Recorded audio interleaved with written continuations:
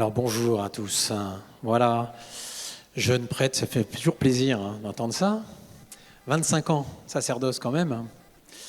Alors là, on pourrait faire une belle photo de famille. C'est vrai, vous êtes magnifiques. Pendant beaucoup de temps, j'ai pensé que les photos de groupe, ça servait à rien et ça m'énervait parce qu'on met au moins 5 minutes pour que tout le monde soit là. Il y a le photographe qui dit attention, il faut vraiment...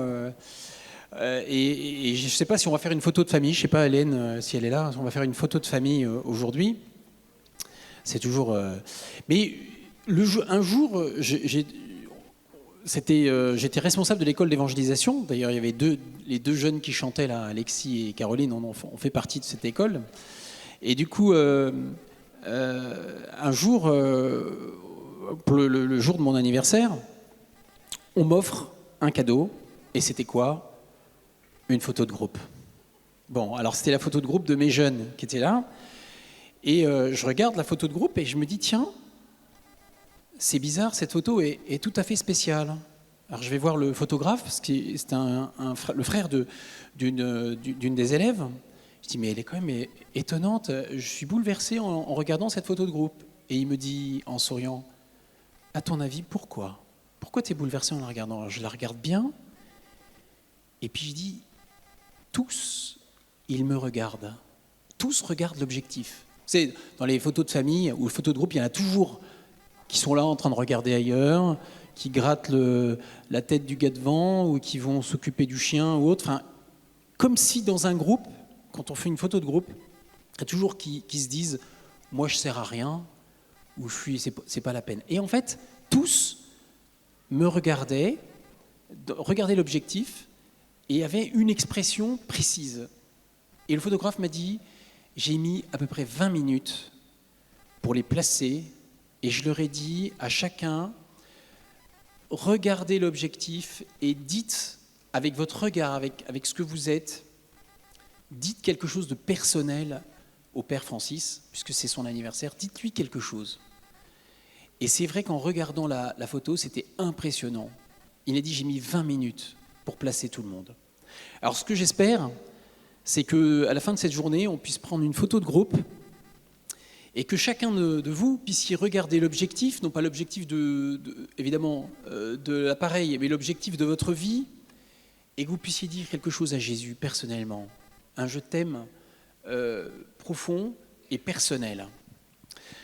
Voilà, un jour, je ne sais pas si vous entendez parler de Carlo Acutis. Qui a entendu parler de Carlo Acutis ? Ah, quand même quelques-uns. Alors c'est un jeune Italien qui est mort à 15 ans, qui était passionné d'informatique et son procès de canonisation est en cours. Un jeune qui, depuis le jour de sa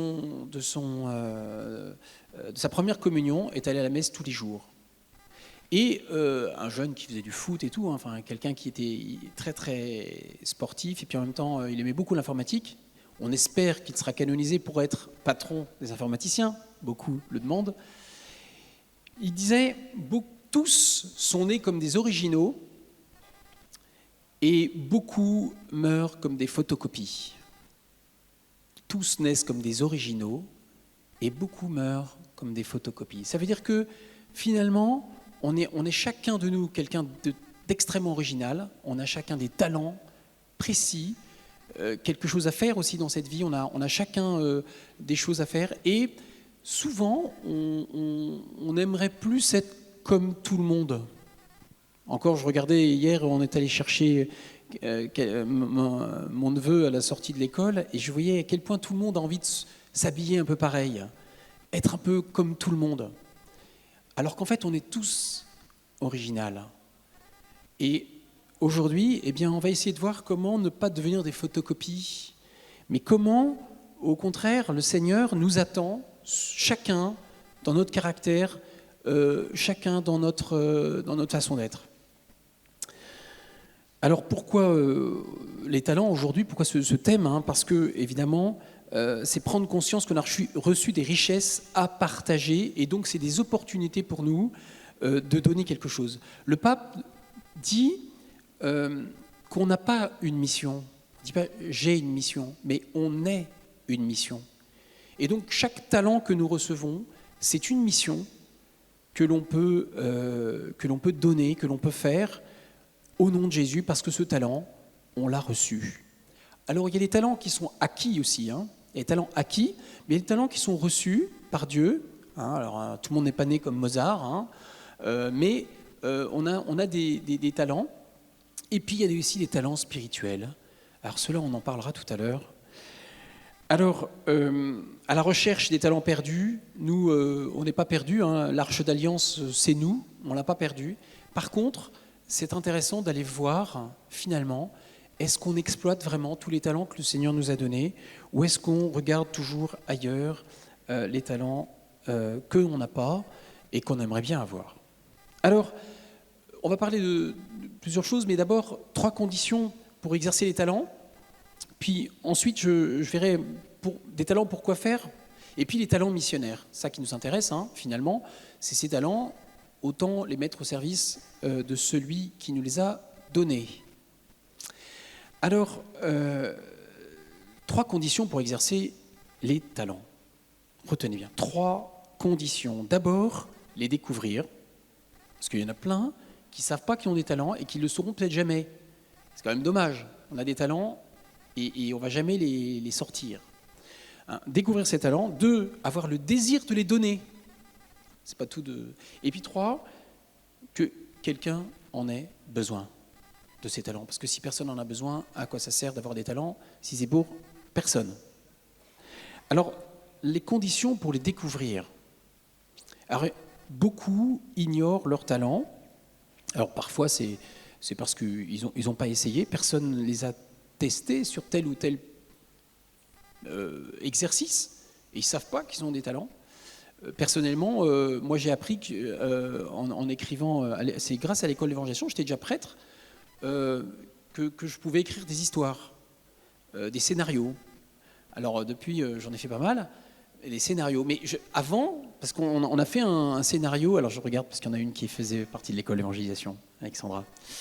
Mais du coup, quand j'ai commencé j'ai demandé aux jeunes de l'écrire, et puis je me dis mais non, mais là il faut corriger là, et puis non là, et puis en fait à un moment donné j'écrivais, et puis je me suis rendu compte que j'étais capable d'écrire un scénario, une comédie musicale en 24 heures, mais je le savais pas avant, voyez.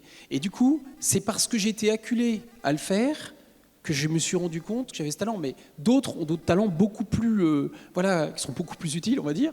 Celui-là, bon. Mais voilà des talents très différents, musicaux ou autres, qui vont permettre d'apporter sa pierre à l'évangélisation. Alors, pour beaucoup d'autres, ils ne veulent pas chercher leur talent. Et en fait, je pense, la majorité des gens ne veulent pas chercher leur talent. Et pour vous allez voir, en fait, c'est qu'au départ, il faut découvrir qu'on est nous-mêmes un talent. Je suis un talent. Alors, on va faire un petit exercice, vous allez comprendre pourquoi c'est difficile de trouver les talents. On est un talent et on est un cadeau pour les autres. Est-ce que vous en êtes convaincus? Vraiment? Ok. Alors, on va faire ce petit exercice. Vous allez vous tourner vers votre voisin de gauche et votre voisin de droite, et vous allez dire à la personne, tu sais, je suis un vrai cadeau pour toi. Et tu as raison de m'aimer, parce que je suis vraiment un cadeau pour toi. D'accord? Je suis un cadeau pour toi, tu as vraiment raison de m'aimer, parce que je suis un cadeau pour toi. Alors, on essaye, on a exactement 10 secondes. Allez-y, faites-le.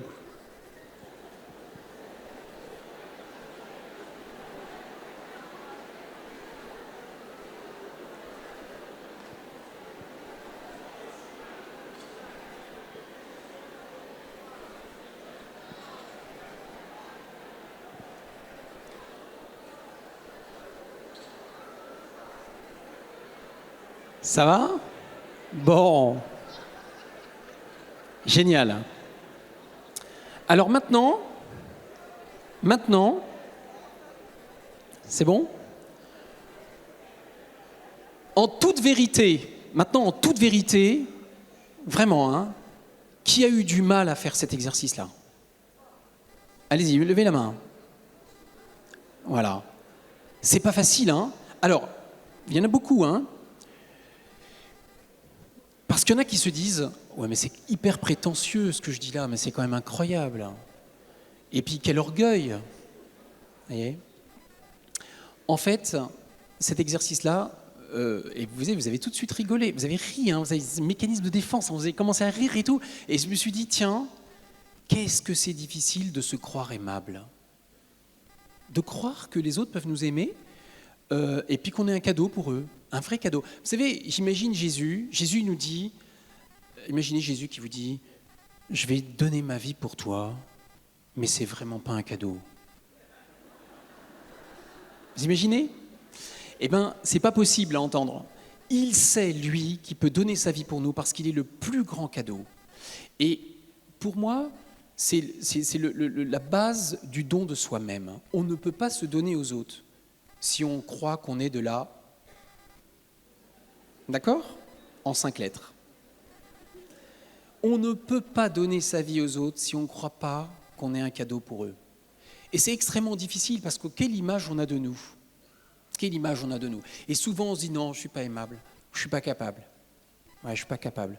Alors à l'école d'évangélisation, souvent, moi je demandais, tiens, mais tu ne pourrais pas faire telle chose ?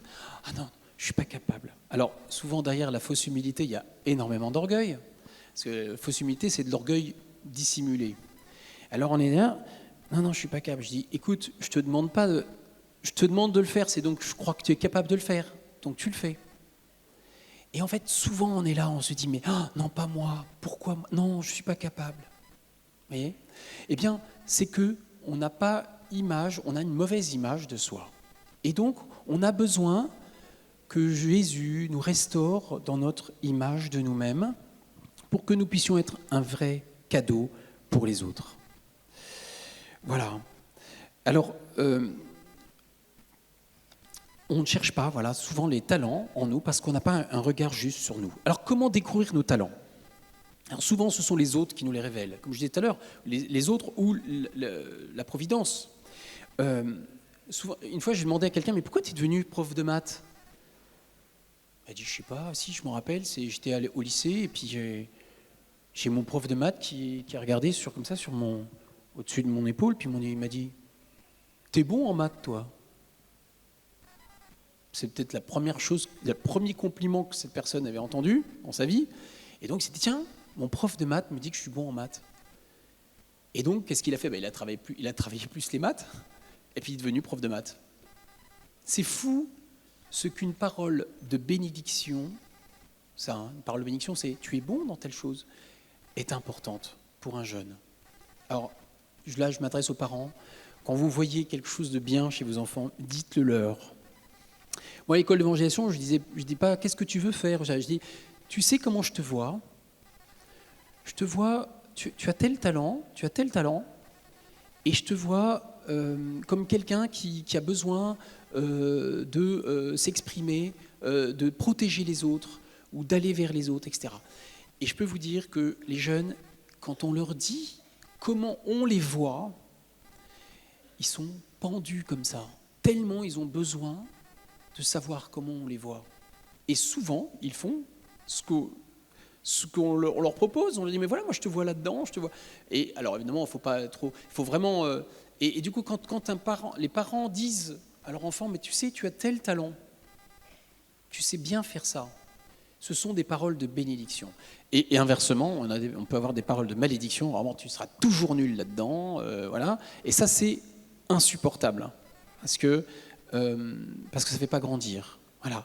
Les gens, les enfants, et nous aussi, hein, chacun de nous, on a besoin de paroles de bénédiction pour grandir et pour savoir finalement là où on peut être, où est-ce qu'on peut progresser. Jésus rencontre Nathanaël. Vous connaissez Jean, chapitre 1. Il dit, celui-ci est un fils d'Israël qui ne sait pas mentir. Il lui dit un compliment, hein. Un véritable fils d'Israël. Voilà. Et alors, Nathanaël est surpris. Il me dit un compliment. Alors, comme il ne veut pas se faire avoir, il dit, comment me connais-tu ? Hein, parce que il n'est pas fou, Nathanaël. Il n'a pas envie simplement de se faire avoir par un compliment. Hein. Il dit, quand tu étais sous le figuier, je t'ai vu. Et cette expérience d'être vu de Dieu, Dieu me voit et ne voit que le bien. Parce que Nathanaël, il avait des défauts, hein, comprenez bien. Il avait des péchés même. Pas que des défauts, des péchés aussi. Jésus ne voit que le bien en lui. Et il lui dit, je t'ai vu. Et cette expérience va le bouleverser. Alors on va prendre 2 secondes, 2-3 secondes, et on va fermer les yeux, on va imaginer Dieu est là, présent au milieu de nous, et il me voit, moi. Il ne voit pas que le groupe, il me voit moi, et il me connaît, et il ne voit que le bien en moi. Prenons quelques instants.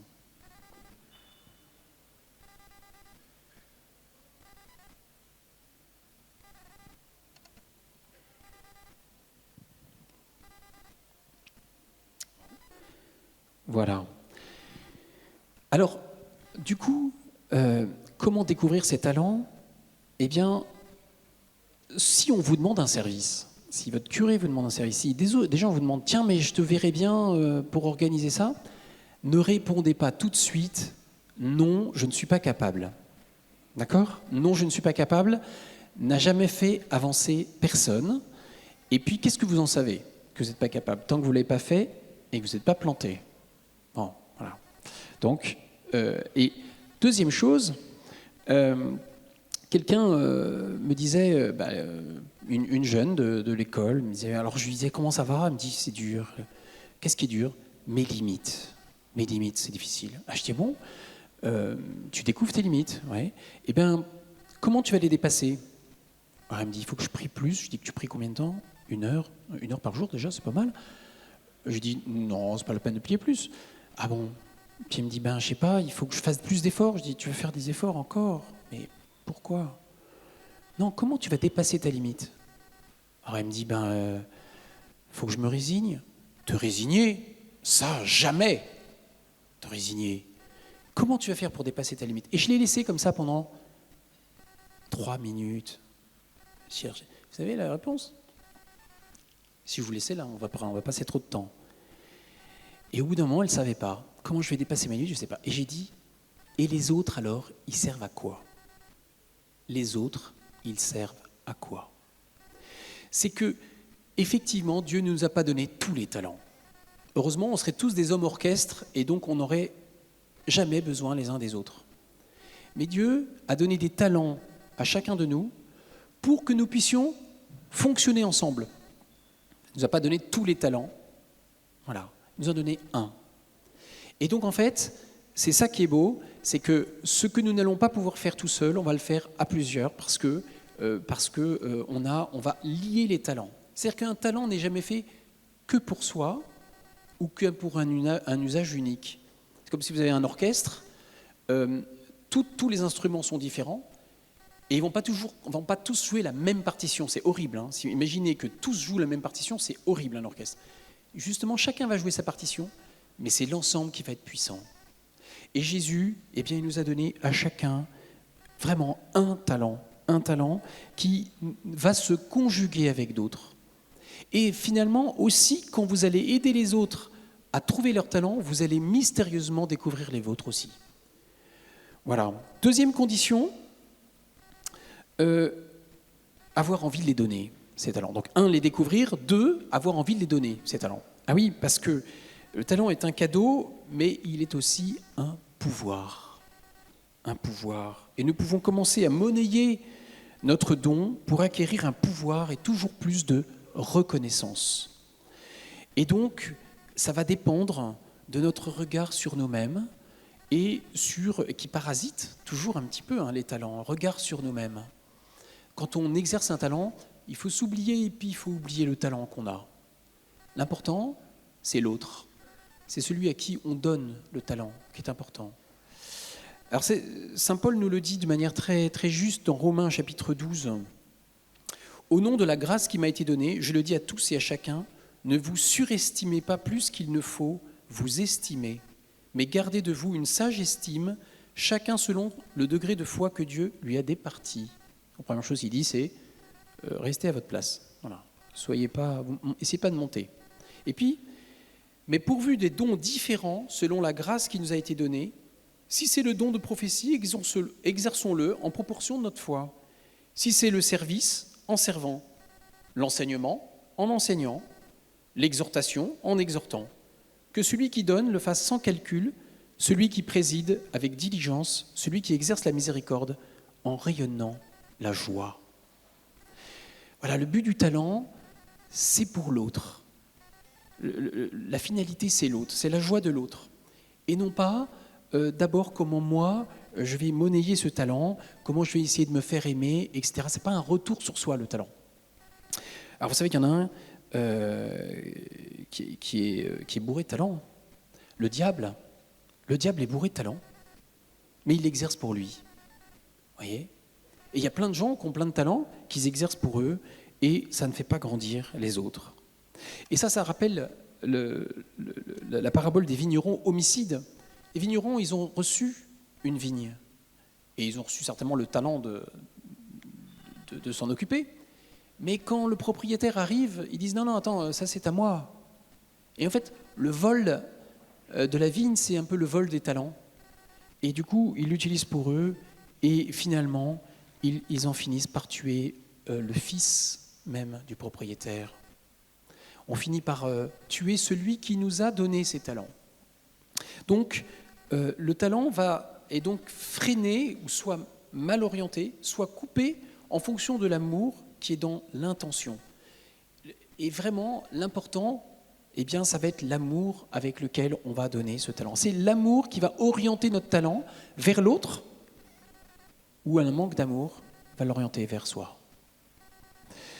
Alors, c'est un texte que vous connaissez par cœur, 1 Corinthiens 13, qui nous le dit bien. « Quand je parlerai les langues des hommes et des anges, quel talent, hein, si je n'ai pas la charité, je ne suis plus qu'airain qui sonne ou cymbale qui retentit.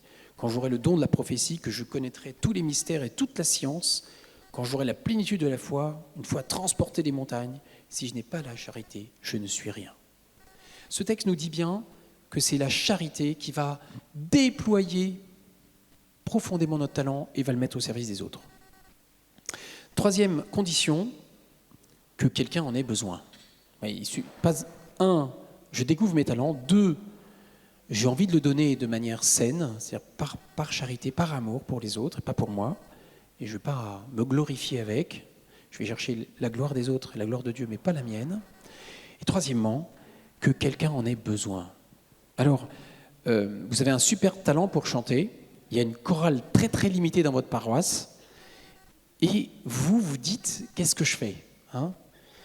Alors, soit on ignore votre don de chanter, soit le curé ne vous appelle pas, donc vous ne savez pas comment faire.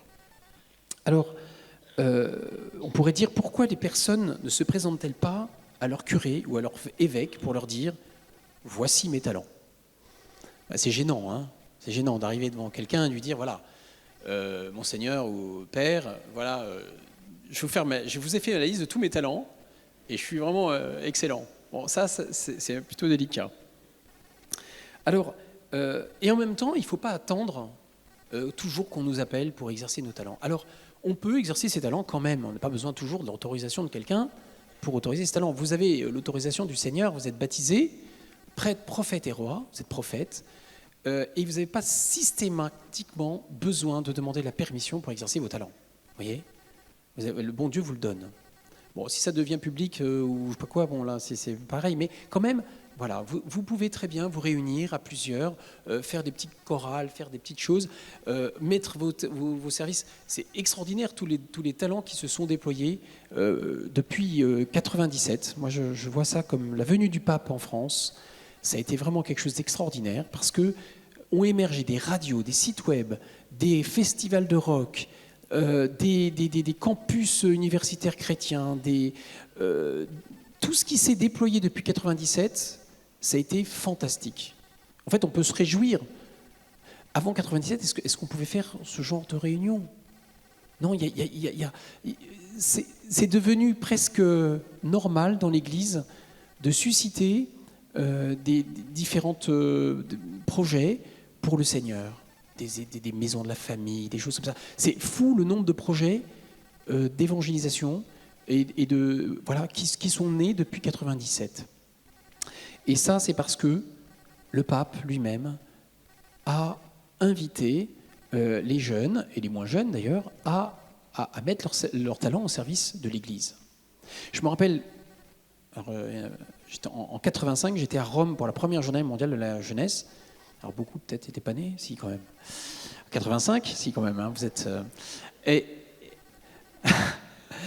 Et c'était, à l'époque, on était 200 000, pour nous c'était énorme, alors qu'en fait, après on ne savait pas qu'on serait 2 millions, mais quand même 200 000, 300 000 à Rome. Et le pape nous dit, voilà, vous les jeunes, vous allez bâtir la civilisation de l'amour. J'ai confiance en vous, c'est à vous de le faire. Et moi je me dis, mais qui est-il lui pour nous dire à nous, les petits jeunes là, qui sont là, on sait à peine, on ne sait pas faire grand-chose, il nous dit ça.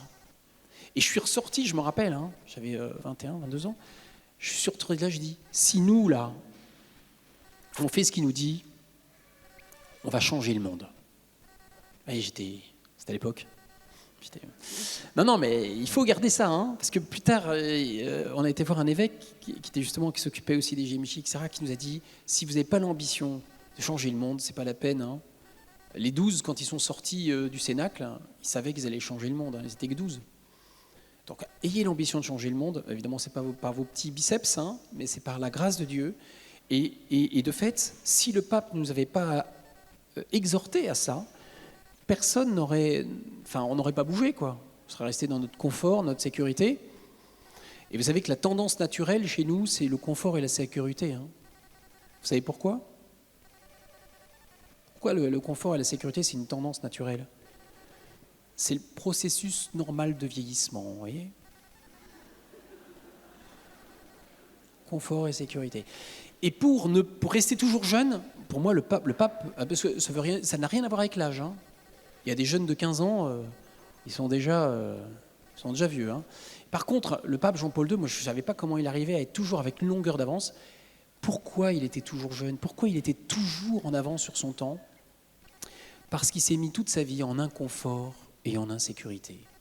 Il faut bouger, il faut être en itinérance pour pouvoir grandir, se mettre en inconfort et en insécurité. Si vous avez tout confort, vous n'avez pas besoin de l'Esprit Saint. Si vous êtes en inconfort, si moi demain je devais faire même si j'ai prié l'Esprit Saint, mais si je vais faire la même chose en espagnol dans un autre truc, je prierai 2 fois plus l'Esprit Saint, vous voyez ? Parce que l'Esprit Saint, il travaille là où justement on est en inconfort et en insécurité. Donc il faut quitter sa zone de confort pour pouvoir que l'Esprit Saint fasse son travail. Et rassurons-nous, quand le Seigneur nous appelle, ou quand le prêtre vous va vous appeler, il faut le recevoir du Seigneur. Parce que, comme on dit, hein, c'est une phrase célèbre, le Seigneur n'appelle pas ceux qui sont compétents, mais il rend compétents ceux qu'il appelle. Et donc, en fait, quand il a choisi Pierre, Jacques et Jean, ils n'étaient pas compétents pour faire ce qu'ils avaient fait à faire. Ils n'étaient pas compétents. Il les a rendus compétents comment ? En leur donnant son esprit, en marchant devant eux. Et donc, ils l'ont fait. Voilà. Alors, je passe. C'est que Jean-Paul II, quand il parle des ouvriers qui vont à la vigne, parce que, de celui qui va... Oui... la parabole des ouvriers à la vigne. Vous savez, cette parabole dans Matthieu chapitre 20, versets 1 à 16, où il y a quelqu'un qui sort comme ça, et qui va chercher des ouvriers à la vigne, à la première heure, à la deuxième heure, jusqu'à la 9e heure, etc. Et chaque fois, il y a des gens qui sont là, statiques, et il dit, mais vous n'allez pas travailler à la vigne ? Non, personne ne nous a embauchés. Personne ne nous a embauchés. Et le pape Jean-Paul II va prendre cette parabole et il va la commenter dans Christi Fideles Laici, c'est-à-dire une lettre qui concerne les laïcs, sur les laïcs, et il va dire ceci: des situations nouvelles dans l'Église comme dans le monde, dans les réalités sociales, économiques, politiques et culturelles, exigent aujourd'hui de façon toute particulière l'action des fidèles laïcs. S'il a toujours été inadmissible de s'en désintéresser, c'était se désintéresser de vous, quoi, hein, des laïcs, présentement, c'est plus répréhensible que jamais. Il n'est permis à personne de rester à ne rien faire. Je répète, il n'est permis à personne de rester à ne rien faire. Il n'y a pas de place pour l'inaction lorsque tant de travail nous attend dans la vigne du Seigneur. Le maître du domaine répète avec plus d'insistance encore: allez vous aussi à la vigne. Voilà. Et donc en fait, Jean-Paul II dit c'est quoi un laïc ? Je vous le résume, hein, l'encyclique. L'encyclique se résume à tout simplement un laïc, c'est un missionnaire dans le monde. Point. Et un missionnaire, qu'est-ce qu'il fait ? Eh bien, il annonce Jésus. Et c'est mon deuxième point sur la mission. Je regarde, il me reste combien de temps encore ? Voilà. Missionnaire, alors, je passe plus vite. Aujourd'hui, il y a beaucoup de... Vous savez, America's Got Talent, la France a des talents, tout le monde cherche des talents.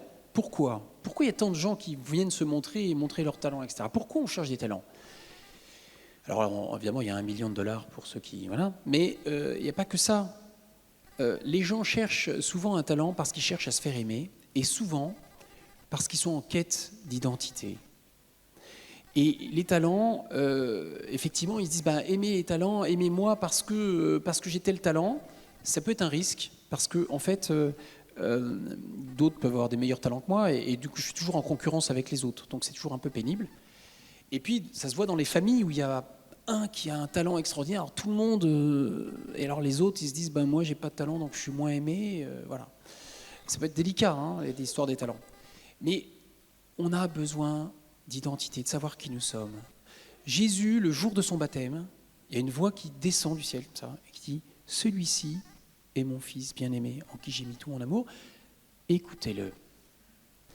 Ce jour-là, tout est clair, son identité est claire, il est le Fils de Dieu, sa mission est claire, il va nous sauver par sa croix, et le moyen, eh bien, il va choisir des gens comme nous, les 12 et autres, pour perpétuer son sacrifice et pour annoncer l'Évangile. Voilà. Il sait qui il est, il sait quelle est sa mission, et il sait comment il va le faire. Alors, pour nous, si nous ne savons pas qui nous sommes en tant que chrétiens, nous ne savons pas qui nous sommes en tant que chrétiens, quelle est notre mission personnelle et communautaire. Et le moyen d'y arriver, on ne va pas aller très loin. Donc cet alignement parfait entre l'identité, la mission et les moyens est très important. Et c'est important dans tout projet que nous faisons de pouvoir l'aligner. Surtout quand on prépare, comme vous le faites dans vos paroisses, des idées, qui nous sommes, quelle est notre mission, qu'est-ce qu'on veut, et puis quels sont les moyens qu'on va mettre en place. Alors maintenant, les talents missionnaires. Parce que tout ce que j'ai dit pourrait être pour les talents dans le monde. Et nous, on veut mettre nos talents au service de Jésus. Alors, quelle est la mission de Jésus ? Simplement, quelle est la mission de Jésus ? La mission de Jésus, c'est de sauver le monde. C'est de sauver le monde. Alors, nous, quelle va être notre mission dans l'Église ? Sauver le monde. C'est la mission de Jésus. Vous me suivez ? On a la même mission que Jésus, puisque Jésus nous a donné sa mission. On va sauver. Alors une fois, une personne me disait « Comment on fait quand il n'y a personne qui vient à notre activité ?» Ah, ouais, c'est toujours le problème, il n'y a personne qui vient à notre activité. Je dis « Mais pourquoi les gens venaient à Jésus ?» Les gens ils disent il guérissait les gens, il chassait les démons. Ouais. Je dis faites pareil. Non mais sans blague, donnez le salut. Vous avez reçu gratuitement le salut. Donnez-le gratuitement. Donnez le salut. N'hésitez pas à prier pour un malade, pour demander sa guérison. N'hésitez pas à... Pourquoi ça ne serait pas possible si nous avons la foi ? En fait, il nous manque la foi. C'est quand même gênant quand on est chrétien et qu'il nous manque la foi. Puisque c'est ça qui nous fait chrétiens.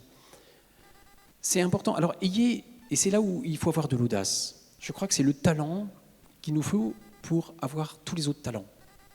L'audace. Par exemple, proposer le baptême. Alors, on va le faire un exercice là. Qui parmi vous a une fois, proposé le baptême à quelqu'un d'autre, qui ne soit pas de sa famille, évidemment, de ses enfants, pas de blague. Juste qui a proposé le baptême à quelqu'un d'autre. Allez-y. Ouais, c'est pas trop mal déjà, pas mal. C'est pas assez. Parce que si j'avais posé la question à des évangéliques, là, ils auraient éclaté de rire. Vous comprenez? Ils font ça tout le temps, eux. Ils ont fait ça tout le temps. Et alors, je ne sais pas si ça vous arrive, mais il y a beaucoup de gens qui peuvent vous dire « Ah, mais vraiment, qu'est-ce que je t'envie d'avoir la foi ?» Ça vous est arrivé, ça? Non? Il y en a qui ont dit non? Non? Ah oui, quand même. Qu'est-ce que je t'envie d'avoir la foi? Et alors là, c'est simple, la réponse, elle est toute faite. Eh bien, tu veux avoir la foi, c'est très simple, demande le baptême et tu auras la foi. Parce que nous, souvent, on attend que les gens aient la foi pour qu'ils demandent le baptême. Mais non, mais quand vous faites l'étape d'entrer en catéchuménat, qu'est-ce que vous vous dites? Monsieur, quel est votre prénom? Jean-Pierre. Que demandez-vous à l'Église de Dieu? La foi, parce qu'il ne l'a pas encore. Très bien, vous demandez la foi, il faudra pour cela que vous écoutiez l'Évangile, etc. Donc, à partir du moment où la personne a le désir de la foi, il a déjà un peu la foi. Enfin, il y a déjà les prémices. Et donc, proposez le baptême. Moi, je fais beaucoup d'évangélisation, évidemment. Alors, parfois, vous voyez, une évangélisation, ça dure 5 minutes. Parfois, voilà, bonjour, vous avez... Oh, j'ai que 5 minutes, j'ai un cours après. Bon, bah écoutez, excusez-moi, est-ce que vous êtes baptisé? Non. Est-ce que vous avez déjà pensé au baptême? Oui. Énormément de gens ont pensé au baptême. Posez-leur la question, avez-vous déjà pensé au baptême? Oui. Depuis combien de temps? Depuis 2 ans. Et qu'est-ce qui vous empêche de faire le pas? Je ne sais pas comment on fait. Le 80%, c'est ça, hein. Je ne sais pas comment on fait. Bon, ça ne vous dérange pas que je prenne vos coordonnées? Non. Et voilà, 4 jours après, elle était avec le prêtre, et puis elle commençait un chemin vers le baptême. 5 minutes. Moi, c'est systématique, je te propose systématiquement le baptême. Un monsieur et une dame viennent, ils vont se marier, bonjour, voilà, je vous présente ma fiancée, mais elle n'est pas baptisée. Alors il s'excuse parce que voilà, elle n'est pas baptisée. Pas de problème, madame, quand est-ce que je vous baptise? Alors elle rigole, puis elle se dit, mais qu'est-ce.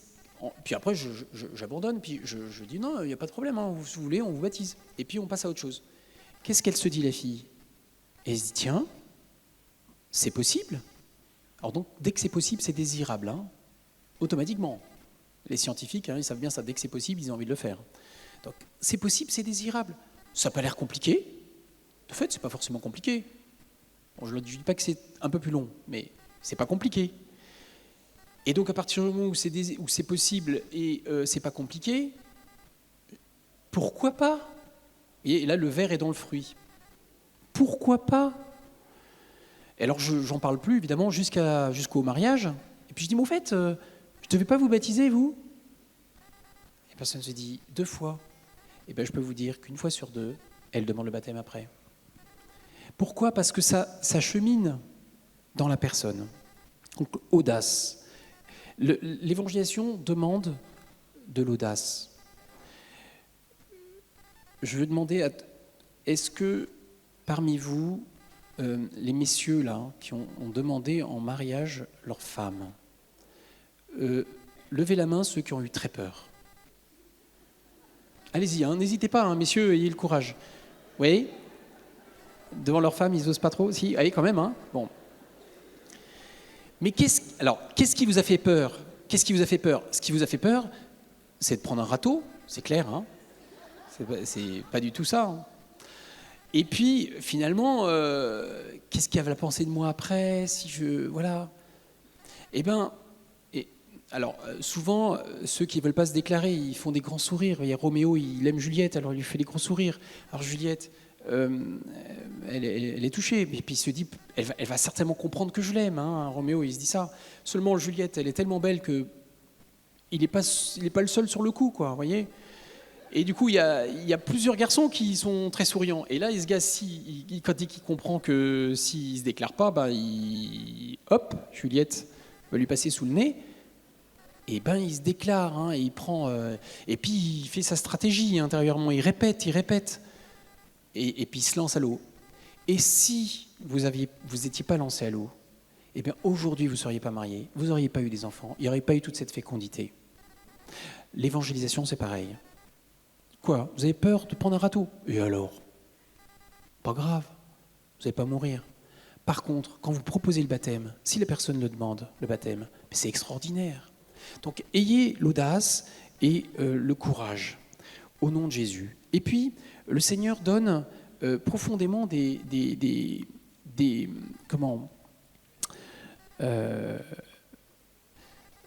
talents spirituels. Alors les talents spirituels, c'est plus important que les talents naturels. C'est la foi, l'espérance, la charité, c'est les dons intérieurs, les dons de prophétie, dons de guérison, dons que vous avez peut-être.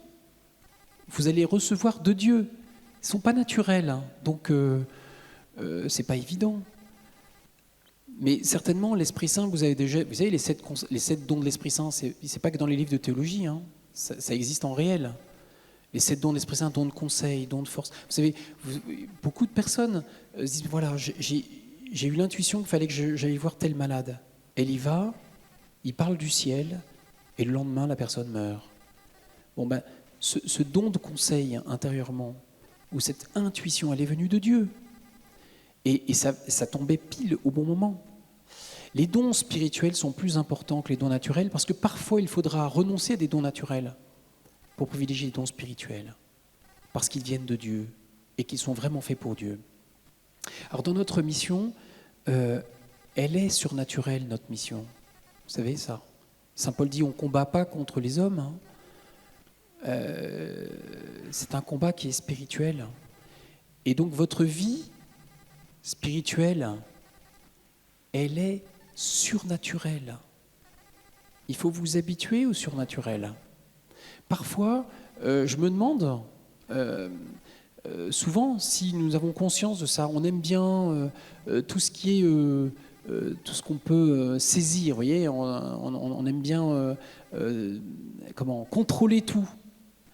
Mais il y a un moment donné où l'Esprit Saint, il n'aime pas ça. Il aime bien qu'on ne contrôle pas tout. Alors moi, je fais des missions aujourd'hui avec l'équipe missionnaire itinérante. On va dans les paroisses et la première chose qu'on fait, rien. On n'impose aucun modèle. On n'impose aucun modèle. On se dit, ici, il y a tous les talents. On ne va pas les importer, les talents. Ils sont là. Et on essaye simplement que l'Esprit Saint travaille les personnes pour que les talents jaillissent. Et c'est impressionnant de voir. Alors, parce qu'au début, les personnes, elles sont là, elles disent, mais nous, on ne sait pas faire. Alors, on dit, nous non plus. Alors, on ne sait pas faire. Il y en a qu'un qui sait faire. Il n'y en a qu'un qui sait faire. L'Esprit Saint. Et du coup, tout le temps, les gens disent, mais il nous faudrait ça, on n'a pas ça, il nous manque ça. Je dis, non, c'est pas vrai. Il ne vous manque pas. C'est que vous ne les voyez pas. Vous avez toujours les moyens de votre mission. Vous avez toujours les moyens de votre mission. Seulement, vous ne les voyez pas. Alors, on prie l'Esprit Saint à plusieurs, et puis on leur demande de voir qui, autour d'eux, a tel ou tel talent. Et ils vont les appeler. Et les talents se révèlent. Et puis, eux-mêmes, on les aide dans leur mission. Et en fait, dès qu'ils découvrent, parce qu'au bout d'un moment donné, c'est pas nous qui témoignons, hein. Ça je le faisais quand j'étais à l'école d'évangélisation. Là, je demande aux gens de témoigner eux-mêmes. Alors quand les personnes voient, tiens mais c'est Simone, elle témoigne sur le podium. Quand Simone témoigne sur le podium, et qu'il y a Germaine en bas, qui a le même âge, et qui dit mais je la connais depuis 40 ans, elle me parle de l'évangile et elle me dit qu'est-ce que Dieu a fait dans sa vie, je n'étais même pas au courant. Bon, ils allaient à la messe régulièrement ensemble, mais ils ne savent pas ce qui se passe dans le cœur de l'autre. Et donc automatiquement, ça fait jaillir une espérance d'abord, parce que c'est nous qui avons fait cette mission. C'est pas l'équipe missionnaire, nous on est là pour la faire faire aux autres. Et en fait les talents ils sont là.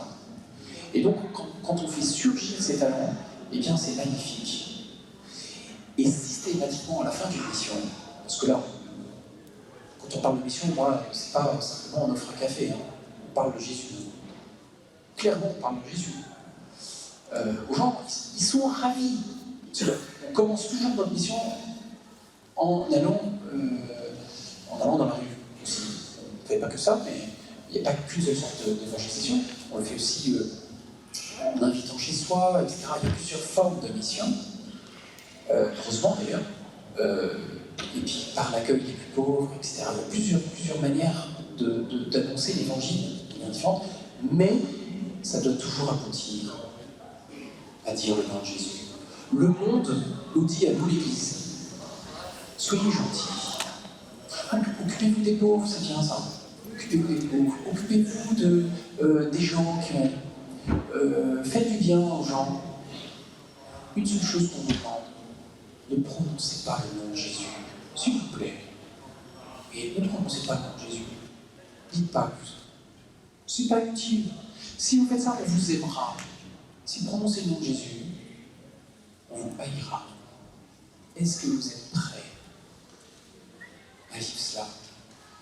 Parce qu'à un moment donné, dans Saint Jean, chapitre 15, Dieu nous dit je ne vous appelle plus serviteur, mais ami.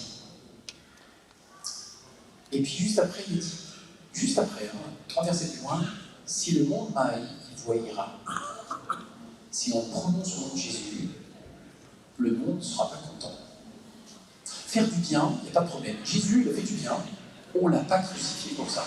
Vous savez pourquoi on l'a crucifié, Jésus? Parce qu'il disait qu'il était le Fils de Dieu. En lui, d'ailleurs, c'est pas parce que tout ce que tu es pour tes œuvres. Parce que Jésus posait bien, pour quelle œuvre vous voulez me crucifier? Et il dit, non, c'est pas pour tes œuvres, c'est parce que tu te fais... tu dis que tu es le Fils de Dieu, c'est pour son identité qu'il est mort. Et nous sommes capables, pour notre identité de chrétien, d'avoir le contre, un peu contre nous. Se faire du bien, c'est bien. Les païens en font tout autant. Mais nous, est-ce qu'on aura l'audace de dire le nom de Jésus? Et si on dit le nom de Jésus, je peux vous dire, c'est fantastique. Parce que ça nous dépasse totalement. En face de nous, cela nous dépasse totalement. J'ai fini là. Et souvent, tout à coup, il y a des gens qui arrivent. Alors, une dernière chose que je veux vous dire, c'est qu'à la fin de nos missions, on fait parler tout le monde. On fait parler tout le monde. Et là, 1 minute par personne, tout le monde fait, voilà, donc tous ceux qui ont participé à la mission, et tout le temps, ils nous disent, avant, on était paroissiens, maintenant, on est frères et sœurs. Et c'est pourquoi la fraternité, c'est un fruit de la mission. C'est pas un préalable, c'est un fruit de la mission. Et c'est la mission de Jésus, qui fait l'unité de l'Église. C'est pas nos activités, c'est pas nos projets, c'est pas nos talents. Mais c'est la mission de Jésus. Alors si nous voulons mettre tous nos talents, toute notre mission, pour qu'elle porte du fruit, mettons-les au service de la mission de Jésus. Amen. Bon courage à vous.